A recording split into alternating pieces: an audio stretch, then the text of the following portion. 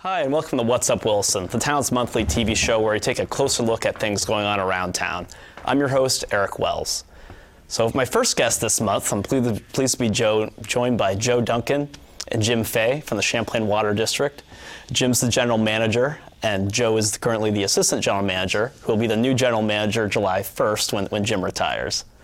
So thanks both of you for coming on the show this month. Happy to be here. So I took a tour of the facility recently, and I learned a lot. And I thought we could kind of go through similar things today to explain to viewers how the water goes from Lake Champlain to their tap all around the county. I checked with the water department in town before I came here, and the town purchased water wholesale through the district, and it's distributed and sold through the town's water utility to about 3,100 homes and businesses in Williston. So as we kind of take a closer look here, I thought to kick things off and we dig deeper in operations, if you guys could explain service scope, connections, customers, county-wide here. Sure, I'll take that one first. What we have is we are as you said, we are a wholesaler. So we sell to 12 municipal systems within Chittenden County. So basically, it's Shelburne to Jericho to Milton, everything in between except for Burlington and a portion of Colchester out by the bay. And so we do that by a lake source in Shelburne Bay, and we serve about 75,000 people through that, through the county service area. And our facility is rated for about 20 million gallons a day, and on average we produce about 9.5 to 10 million gallons per day out of our facility. So as the population continues to grow in the county, there's capacity for expansion there of the facility. Correct, yes. Yep, that is the plan. So we do have a good long-term capacity as well as a long-term water quality strategy that will keep us able to provide the service that we've been doing for the past, how long has it been, Jim? It's been 46 years. Wow, 46 years. Yep. One of the original regional entities, actually, that serve, a county function, county need. And is that in the country? We're talking here in Vermont, one of the county based. We're a municipality, chartered just like a city or a town, but our enabling legislation from the state identifies us as a consolidated water district.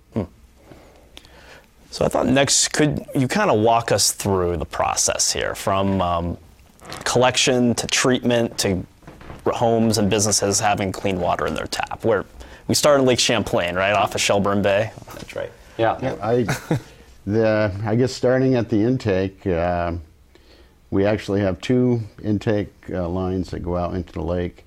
Both are about a half a mile from shore, about 75 feet of water. A little bit more now since the lake is at flood stage. Yeah. But the investment that we made in the intake itself in the distance to find a spot, not only in Shelburne Bay, but we've done lake studies. This is an excellent water quality location. The depth helps protect with the kind of a thermocline out there. The fishermen in the audience would appreciate this one, but we have kind of the warmer water at the top, the cooler water at the bottom, and kind of a barrier called the thermocline with our depth that really keeps the water quality very, very consistent. So we've got a lake pump station down in Red Rocks Park area, and about a half a mile from there, as you head east, is our water treatment facility. Again, originally went online in 1973, and it's kind of like this old house. Improvements over the years. We have a significant amount of capacity in a very small space. For the most part, we were the first to retrofit in actually plastic media called adsorption clarifiers in front of our filters. And the filters are very deep bed multimedia, so it's anthracite sand and garnet. And the difference in those medias really helps optimize, remove different types of particles. So we disinfect, we treat for corrosion, we fluoridate. We also adjust pH to help the corrosion inhibitor that we use really be at the right chemistry as it travels around the county. So the county service area, there's about a 70 square mile area. Wow. So, I mean, we're here in Vermont, we serve 75,000 people. I guess that's not a lot of people per square mile, but we are the largest public water supplier in the state. About 12.5%, I guess, of the population is served Significant. through Champlain Water. You had said Williston's got, I think it was 3,300 metered connections in total in the 12 water systems we serve. It's a little over 25,000. So we've, it's kind of an urban area with the core towns and kind of into suburban to a degree, and then into the rural when you get parts of Milton and out in the Jericho area. So it's six different pump stations help lift the water around the county because there's a lot of hill and dale.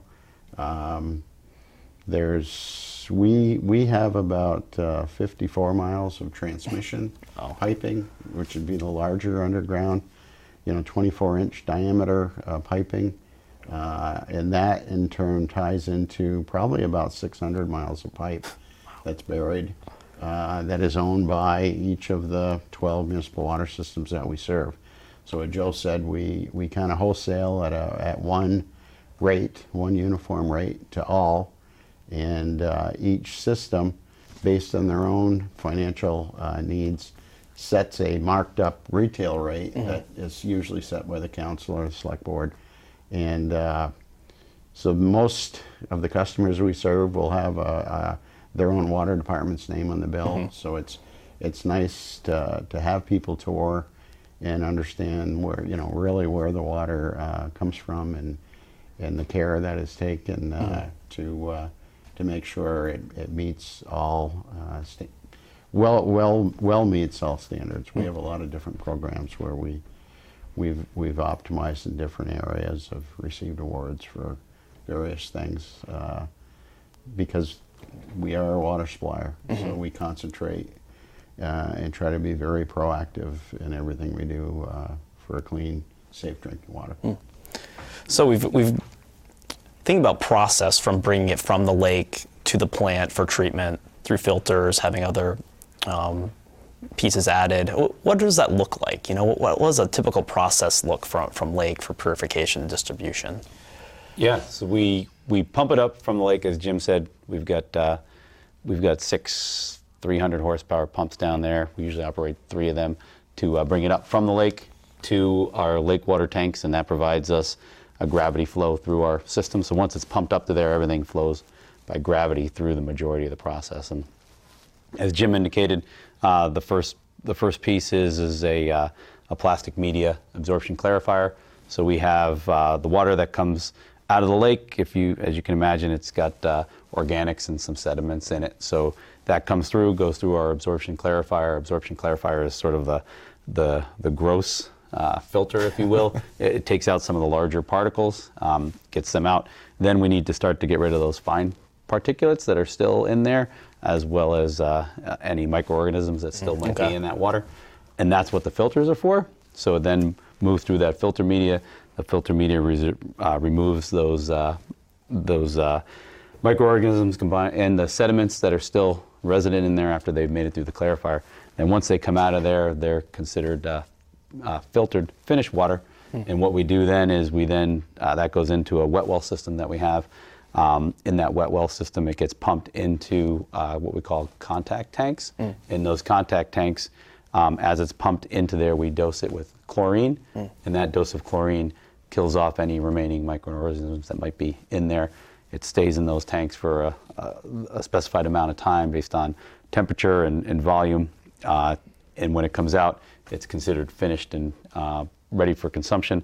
What we then do is we then give it another level of disinfection before it leaves the plant, because as it goes through the transmission mains, we want to make sure that there is a healthy dose of disinfectant remaining in there, because it has to travel from our plant through those 54 miles of mains and then through the 600 miles of mains all of our served systems. So that's generally the process through the plant. And ultimately, when it comes out, we, as Jim said, we start at about 10 feet of mean sea level, and we wind up finishing at around 860 when we wind up getting up to out into Jericho. So it's quite a difference in what happens with the water when it starts from the lake, makes it through our plant, and then makes it out to the far end of the system. It's quite a journey, and thinking about the filtration process, the number of filter bays you have at the plant. What does it look like when those filters start to get full? I'm sure a lot of stuff's going through there. Could you explain the backwash stage? Sure. It happens for both the clarifiers and the filters. So as that sediment and material is being filtered out or trapped, if you will, in that media, it eventually starts to build up, and like you said, you have to backwash it. You have to get rid of it. And so what we do is we use our finished water from our contact tanks to then bring water back up through those filters, flush out any of the stuff that was trapped in there, and then it goes out to waste. And that waste is actually our quarry, which is an old Red Rocks quarry out back. And we have a lagoon out there. And in that lagoon, all the sediment gets settled out. And so it gets settled out. It eventually goes through a larger bay and then a finishing bay, and then it's discharged back into the potash, and the potash discharges back into Shelburne Bay. So it's a circuitous route, as sort of a bit of recycling, if you will, of that backwash water can make its way back into our overall process again at the bay end. So, but what happens is the residuals that are in there, we pump them out once a year into drying beds. And in those drying beds, we let them sit over the winter, and there's a freeze-thaw cycle that occurs with them. And when it's done, you wind up with a freeze-dried, almost like a Ovaltine freeze-dried coffee product when you're done. And that has historically been used as a topsoil amendment by a local firm. But as of late, it's been identified that the alum that we use in our treatment process winds up in the residuals, and that alum is actually a phosphorus removal compound. So for Lake Champlain, where it's been impacted by phosphorus, they're starting to use that in research projects to look at ways to use that drinking water treatment residual for phosphorus removal. It's been used on ag farms in swales. It's been used in manure pits. So any of the phosphorus can be trapped and not make its way from farm fields into there. They're also looking at it in stormwater, using it as an amendment in sand filters in stormwater as a way of trapping phosphorus and other materials. So it's interesting, kind of cutting edge stuff here. Yeah, we try and and the goal for us is to make sure that whatever we do, the lake is our source. It's our priority. Having that there is, without that, we can't function. So whatever we can do to make sure that cycle of long-term sustainability is in place. So once the water moves to the transmission lines, you have a number of storage tanks around the county. I think in Williston we opened a new one last year. And you guys could talk about storage and why that's important and how that plays into distribution to homes and businesses once it's getting closer on its end journey here. Well, leaving the treatment plant itself, we have two different pressure zones. One we call the main service, one we call the high service. Basically, the main service is about a 75 pounds per square inch PSI discharge that just serves south of our treatment facility in South Burlington, so along Route 7 in South Burlington, as well as into the town of Shelburne. The high, and that's about maybe 10% or so of the 9.5 million that we're pumping every day on average. The other 8.5 million is a higher pressure discharge at our facility, somewhere in the 155, 160 psi range, and that 90% of the flow goes to the higher elevations in South Burlington and basically all of the other communities that we serve. What's interesting is because of the hill and dale and elevation change, there are also 6 booster pump stations that are lifting the water to other tanks that the pumps at our treatment facility can't hit directly. So there are 19 storage tanks out in the system, about 15.5 million gallons total. So And that storage is a supplement, kind of town by town, system by system. If we want to not pump as much from our facility and allow the local storage to be 50% of the demand at any particular time, or it supplements in a fire or that type of thing. At our facility, we have about $1 million a year power bill just to lift this water. And we also fall into a peak, non-peak rate structure. So what we try to do is from about 6 in the morning until close to 10 o'clock at night, we try to have reduced pumping during that time. And then from 10 at night to about 6 in the morning, we call on more units at our facility, and we really start to fill this remote storage network. We get 2 different rates, peak and non-peak power per kilowatt and per horsepower, if you will, online. So we can really operate the system to make the tanks go up and down to take advantage of the most economical power that we're purchasing.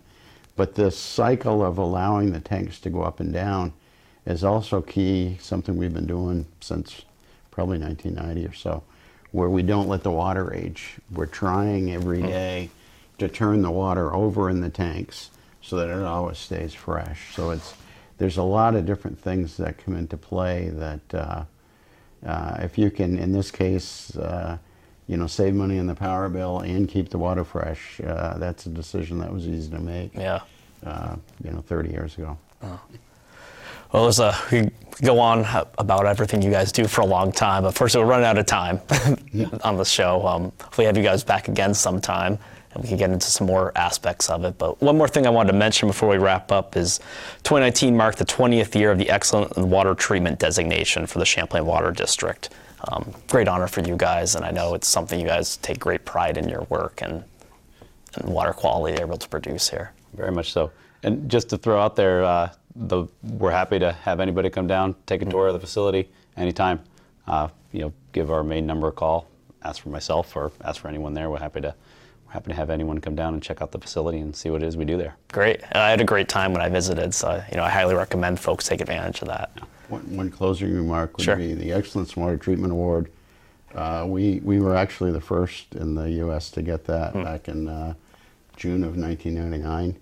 At this point in time, there are 18 other utilities in the entire country that have received that level of optimization of their treatment to protect public health. So it is a program that's represents about 100 million people in the U.S. So it's a pretty large program, but hopefully there'll be more excellence in water treatment facilities as we go forward. But it's always nice to be first, but you'd like the group to be very, very large, and we're up to 18 right now. Well, it's a great thing to be proud of in our region. Yeah.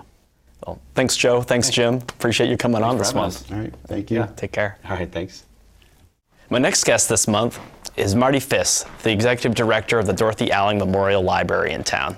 Marti, thanks for coming on. Yes, thank you for having me back. Yeah, I wanted to say you're the first ever repeat guest on What's Up Williston. Right. You kicked off the pilot last summer. Right. Happy almost 1 year anniversary. Yeah, episode 10 here. Nice. So thanks again for coming on. And just like last time, there's a lot of things we want to go over today. And I thought first we could talk about the return of the library book sale after a 1 year break. 1 year break, yes. Last year we didn't have a book sale because there was extensive reconstruction going on over at the school.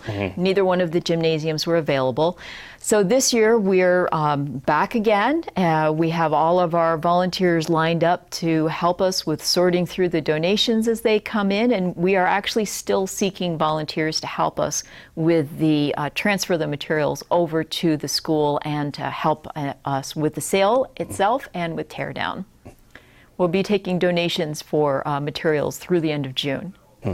Remind me, who does the book sale benefit? Right. So the book sale is put on by the Friends of the Library. They're a 501c3 charitable organization, and they pay for a whole bunch of extra materials for the library with the proceeds of this book sale. So they do things for us like they put on quarterly programs that are more expensive than we would normally be able to put on.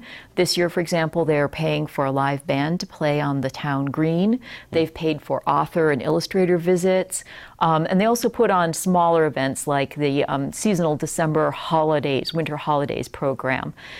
They pay for all the second copies of our Green Mountain Book Awards list, our children's things. There's used to be called Dorothy's List, but there's a contest right now to rename that. So all of those books that are really well sought over by the students, they buy us multiple copies of, and then other things that we decide we need and maybe hadn't planned for in the operating budget, they supplement. So this is taking place 4th of July. Yes. So it's July 3rd and July 4th? Yes, it's July 3rd. It starts at 4 o'clock, goes until 6. Really busy time. That is the time to Early get birds. like the right. Yeah, we have like book sale people who own bookstores who come in because you find really great stuff in those first 2 hours before anyone has had a chance to go over them. There's some amazing finds. So 4 to 6 on July 3rd. And then on July 4th, it goes from 9 a.m. until 2 p.m. And this year we're starting with a discounted $5 a bag sale starting at noon. And they are, both of those days, the sale is held at the Williston Central School, which is right behind the library in the gymnasium. So it'll be going on as a number of other 4th of July activities are going on too. So Right.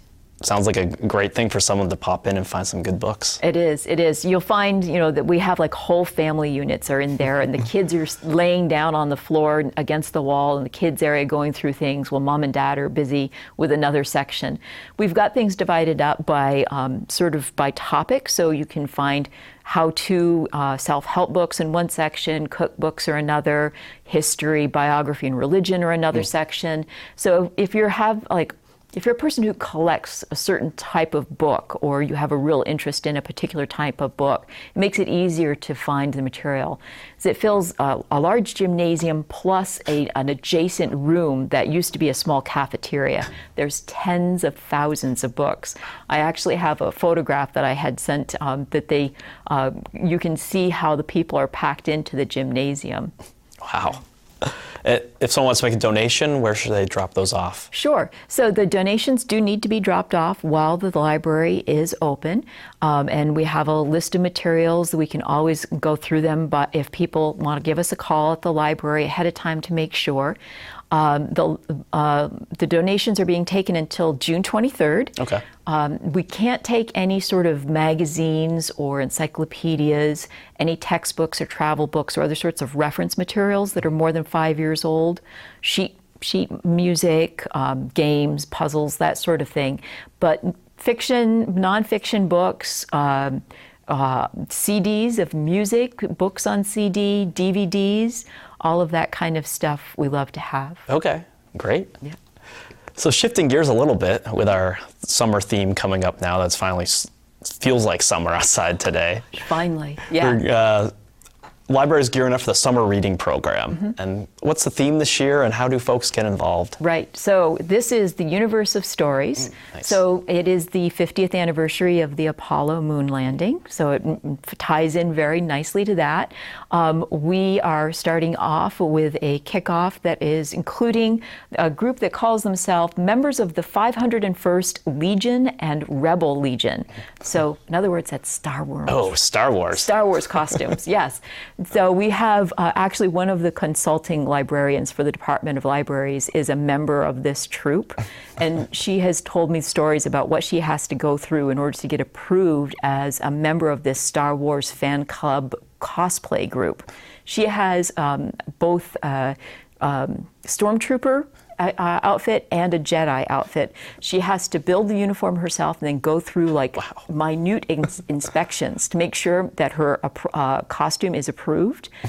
So we will have both rebels, which will include your Jedi as well as your rebel people, and stormtroopers. We don't know exactly until a few days before exactly who is going to show up, but we know that we will be led by Star Wars characters. Oh, that's awesome. Yes, and other things we've got that are tying into the theme for space. We've got the Vermont Institute of Natural Sciences has a traveling Star Lab planetarium. So it's a blow-up planetarium that you crawl inside of and you get a tour of the night sky. That's by registration. We've got 2 showings for that. That is immediately after our kickoff parade. And by the way, the kids are encouraged to come in costume for the parade.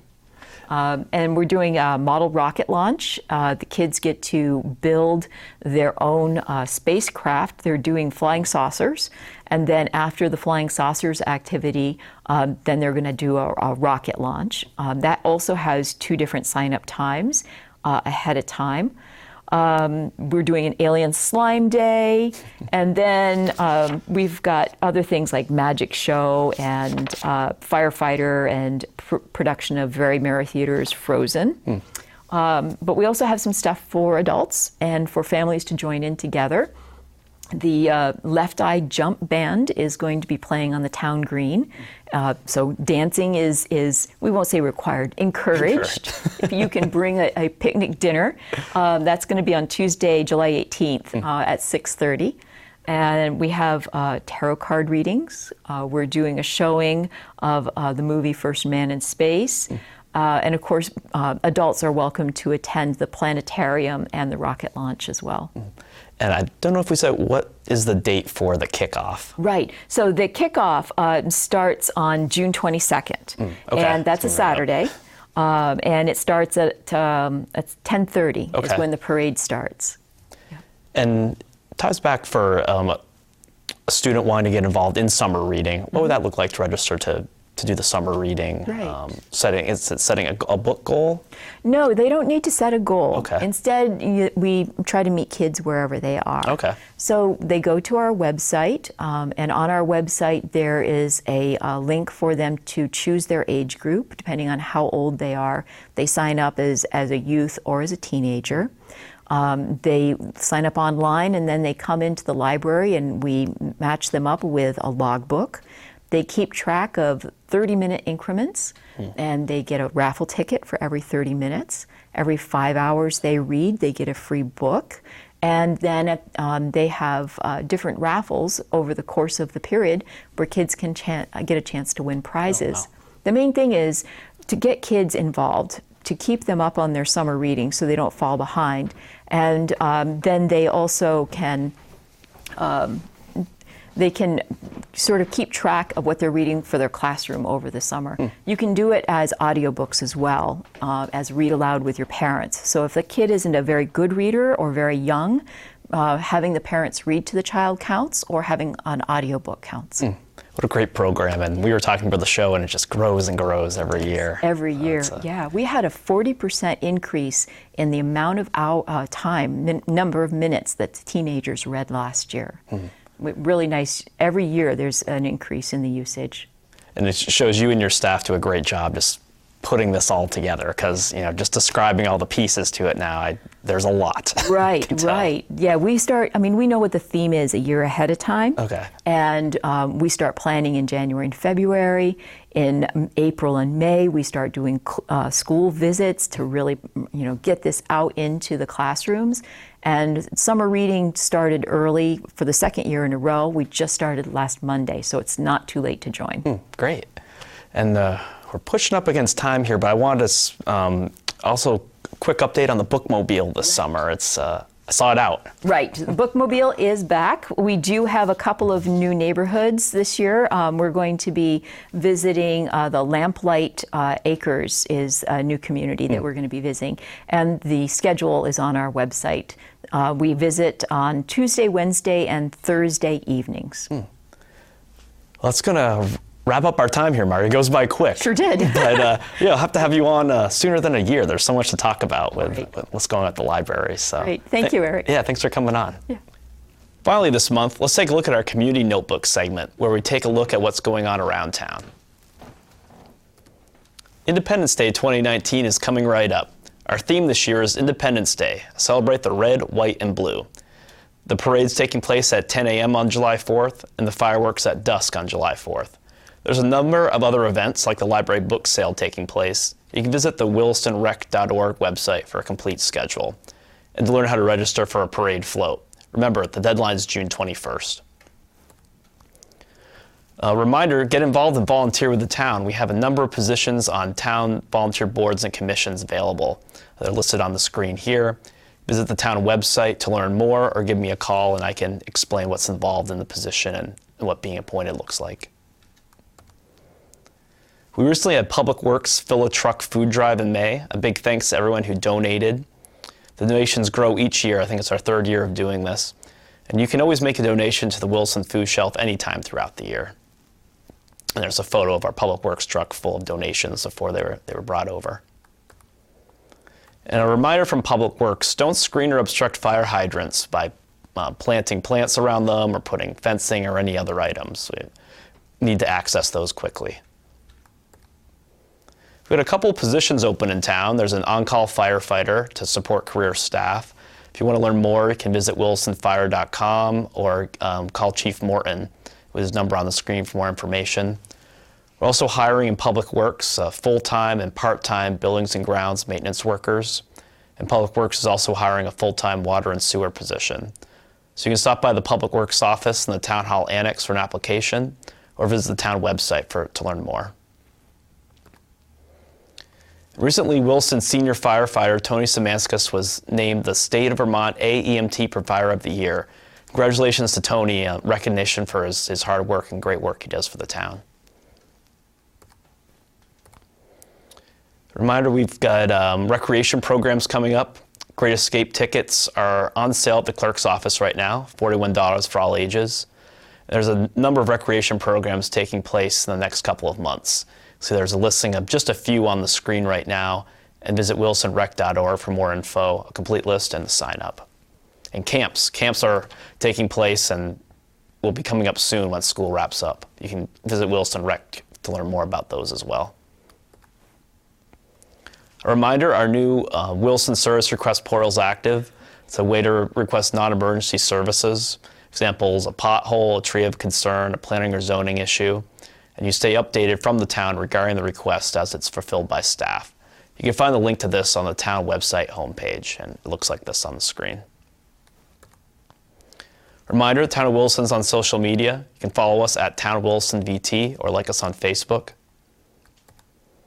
And as always, looking for feedback and segment ideas for this show, you see my contact information on the screen right now. So that's going to wrap it up for What's Up Williston this month. I want to thank everyone for tuning in, and I'm Erik Wells. I'll see you around town. Take care.